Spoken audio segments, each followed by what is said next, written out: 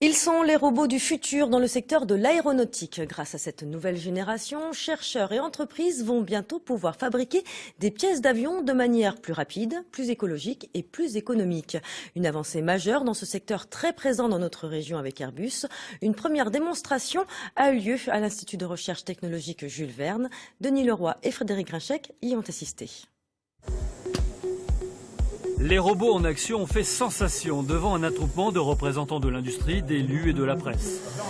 Les machines, après 2 ans et demi de recherche et développement, ont démontré leur rapidité et leur précision dans la découpe et la mise en forme de matériaux composites en textile haute résistance, utilisés dans la fabrication de pièces d'avion. Cette démonstration satisfait en premier lieu Airbus, implanté près de Nantes et à Saint-Nazaire. On arrive à des cadences de plus de 60 avions par mois. Donc vous comprenez bien que lorsqu'on est sur des activités qui étaient précédemment très manuelles, pour des enjeux de cadence pour les avions futurs, pour aussi la compétitivité de nos produits futurs, on a besoin d'avoir ce type de développement qui permette d'assurer cet enjeu-là majeur. 5 600 000 € ont été investis par l'Europe, l'État et la région dans ce projet qui rassemble des chercheurs de l'IRT Jules Verne et des ingénieurs et techniciens de l'industrie. Parmi les partenaires, il y a l'entreprise nantaise Loirtec, 140 salariés, spécialisée dans la fabrication d'outillages à grande dimension comme ces moules composites. On ne fait pas de la recherche juste pour faire de la recherche, il faut forcément des débouchés commerciaux derrière.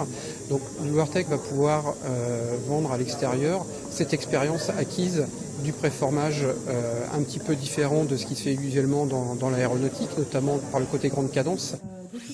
L'idée, c'est de réussir le transfert technologique, qui est un gros challenge, on le sait en recherche, vers effectivement les filières de la région Pays de la Loire, mais pas que, la navale, le maritime, les énergies marines renouvelables, éoliennes offshore par exemple, le ferroviaire.